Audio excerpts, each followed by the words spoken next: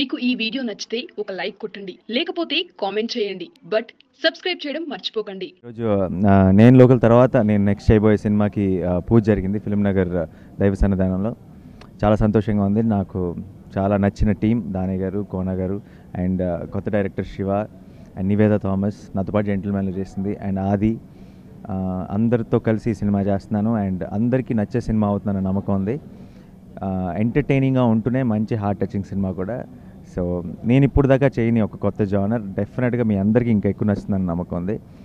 And ఈరోజే opening చేసాం and త్వరలో షూటింగ్ సెట్స్ మీదకి వెళ్ళబోతుంది. టీం అంతా చాలా ఎక్సైటెడ్గా ఉన్నారు అండ్ మీ అందరి బెస్ట్ విషెస్ టీం అందరికీ ఉంటుందని కోరుకుంటున్నాను.